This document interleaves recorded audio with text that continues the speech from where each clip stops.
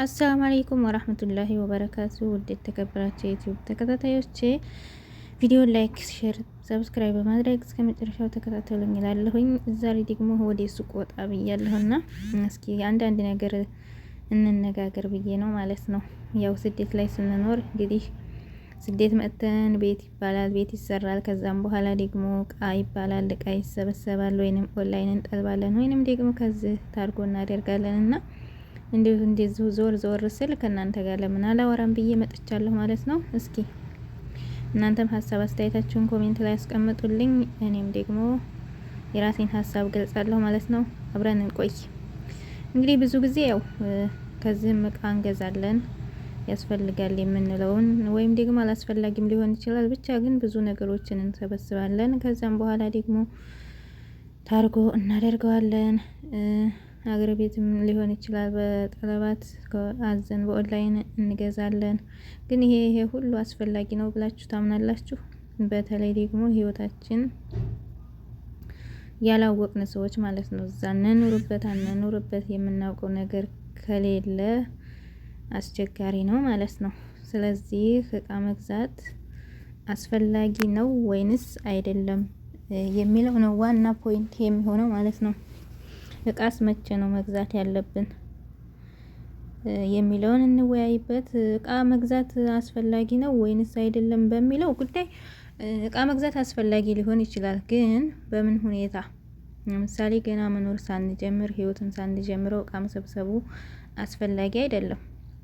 እቃም ደግሞ ከገዛን ደግሞ ውሳኔያችንን በቃ ወይ ሀገር ገብተን ቁርጥ አድርገን መግባታችንን እርግጠኛ ካልሆንን እዛ እንደምንኖር ዝም ብለን ገና ወደፊት እንኖርበታለን ብለን እቃ ገዝቶ ማስቀመጡ ለኛ ጉዳት ነው የሚያመጣብን እንጂ ምንም ጥቅም የለውም ማለት ነው። ከዛ ውጭ ደግሞ ከዚህ ታርጎ ማድረግ አስፈላጊ ነው ወይ የሚለው ነው። ከዚህ እቃ ታርጎ ማድረግ እኔ ምንም ጥቅሙ አይታየኝም። ብሩን ይዘነው እዛው ብንገዛ፣ ምክንያቱም አንደኛ እቃ የምንገዛበት አለ። በተለይ ዲስካውንት ሲወርድ ካልሆነ የምንገዛው የዋጋው ልዩነት ብዙም የለውም። እዚህም ውድ ነው ውርካሽ የሚባል እቃ የለም። ያው በምንዛሬ ስታስቡ ደግሞ እኩል ይመጣል። ስለዚህ ሁለተኛ ወጪ ሆነብናል ማለት ነው። አንደኛ የእቃውም ዋጋ በምንዛሬው ሲታሰብ እኩልም ሊሆን ይችላል፣ ሊበልጥም ይችላል። ሁለተኛ ደግሞ የትራንስፖርት አለብን ማለት ነው። ስንልክ ወጪ አለው ማለት ነው። ስለዚህ የመላኪያውም ሲሆን የእቃ ውድነትም ሲጨመር እኛን ያላስፈላጊ ተጨማሪ ወጪ ስለሚያስወጣን ያ ለኛ ምንም አልጠቀመንም ማለት ነው። ከዛ ውጭ ደግሞ ከዚህም የትራንስፖርት የመላኪያ እንትን ብለን እዛ ኢትዮጵያ ሲሄድም ደግሞ አሁን በተለይ በአሁኑ ሰዓት ትራንስፖርት የትና የት ነው። ከዛ ስናወጣበት በጣም በቃ ግማሽ በግማሽ ማለት ይቻላል ከእቃው ዋጋ ጋር እኩል የሆነ ወጪ ልናወጣ ነው ማለት ነው። ከዚህ ሁሉ ገና ውሳኔያችንን ሳንወስን እዛ መግባታችን እርግጠኛ ሳንሆን እቃ መሰብሰቡ አስፈላጊም አይደለም ማለት ነው። ከዚህ ምን አይነት እቃ ነው መግዛት ያለብን የሚለው ራሱ ጥያቄ ውስጥ መግባት አለበት። ለምሳሌ የተለያየ ዝም ብሎ አለ አይደለ ትርኳኩስ ነገር ብንገዛው ምንም የሚጠቅመን ነገር የለም።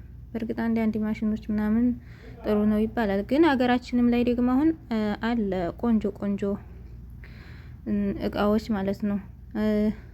ትንንሽ እቃ ማሽን እቃዎች ከሆነ አታ 45 ኪሎ በሚይዘው ራሱ ሌላ ኮተታችንን ትተን የጁዝ መፍጫ ሊሆን ይችላል፣ ካውያ፣ የውሃ ማሞቂያ፣ እንደዚህ ቀለል ያሉ ነገሮችን እሱን በሻንጣችን ይዘን መግባት ስለምንችል ሌላውን ደግሞ ሀገራችን ስንገባ መግዛት እንችላለን። እና ስለዚህ ታርጎ ማድረግ ይሄ በቃ ፋሽኑ አልፎበታል።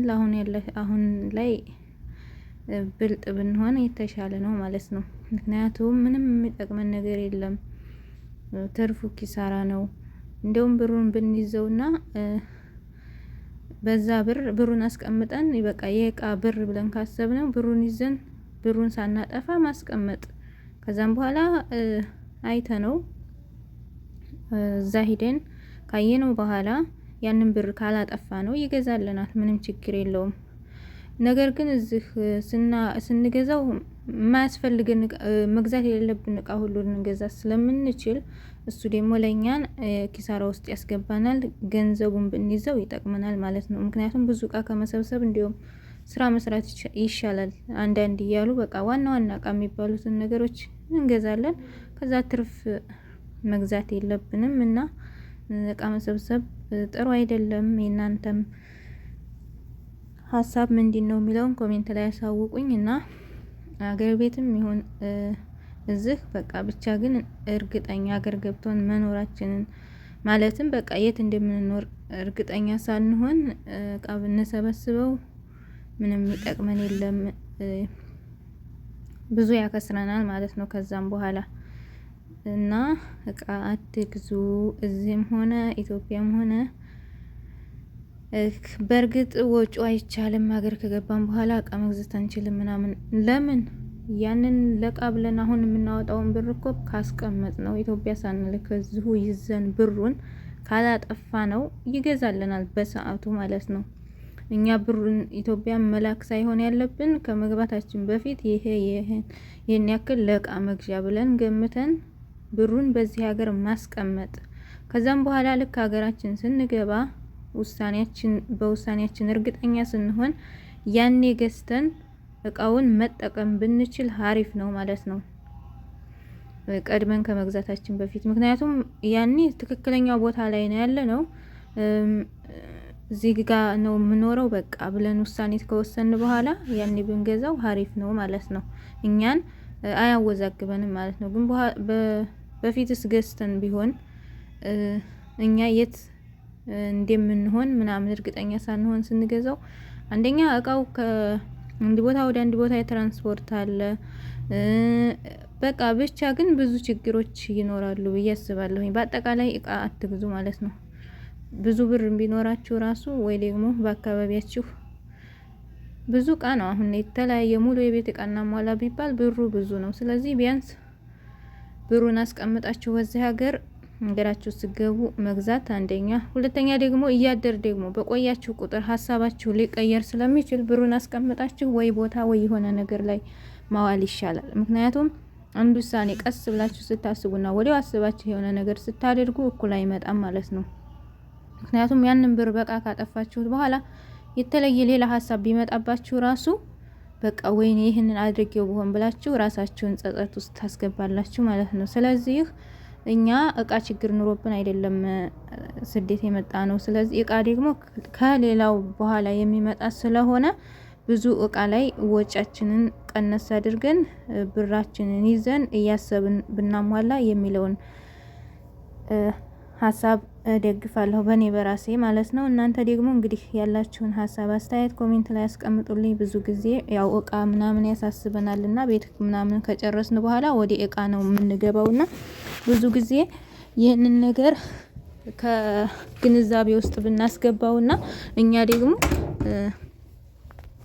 ቀስ እያለን የተወሰነ ትንሽ እያልን ማሟላቱ ለኛ የተሻለ ነው፣ ወጪም ይቀንስልናል። እንደገና ደግሞ በአንድ ጊዜ ወስነን ምኑንም ሳናቀው የሆነ እቃ ስብስብ አድርገን እንትን ስንል እኛ ሌላ ነገር እንኳን በኋላ ብናስብ ትንሽ ያው አወዛጋቢ ስለሚሆን እቃ መግዛት ጥሩም ቢሆን ነገር ግን ቦታው ላይ ሆኖ ከታየ በኋላ እንጂ መጀመሪያ ቀድሞ እቃ መሰብሰብ አያስፈልግም። ብሩን መሰብሰብና ብሩን ሰብስበን ይዘን ከዛ በኋላ ውሳኔያችንን ወስነን እንቀጥላለን ማለት ነው።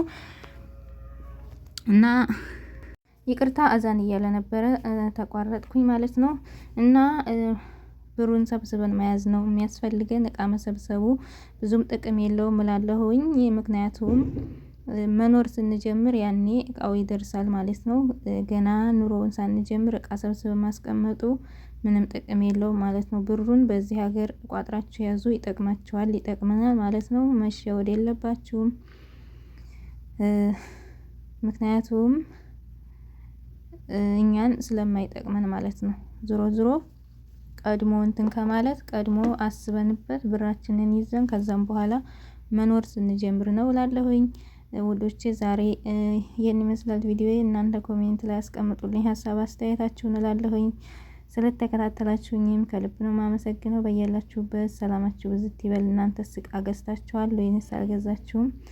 ወይስ የመግዛት ሀሳብ አላችሁ? ወደፊት ምንድን ነው ሀሳባችሁ? እቃ ሳናሟላ አንገባም እያልን ስለሆነ ይሄ ቪዲዮ እንግዲህ ትንሽ ግንዛቤ በትንሹም ቢሆን ይሰጣል ብዬ አስባለሁኝ። ሁላችሁም በያላችሁበት ሰላማችሁ ብዝት ይበል። ግን እቃ ግዙ ብዬ አላበረታታም። እኔ በራሴ ብሩን ያዙት፣ ግን የእቃ ብላችሁ የምታስቡትን ብሩን ይዛችሁ ብትገቡ የተሻለ ነው እላለሁኝ። እኔ ሀሳብ ነው።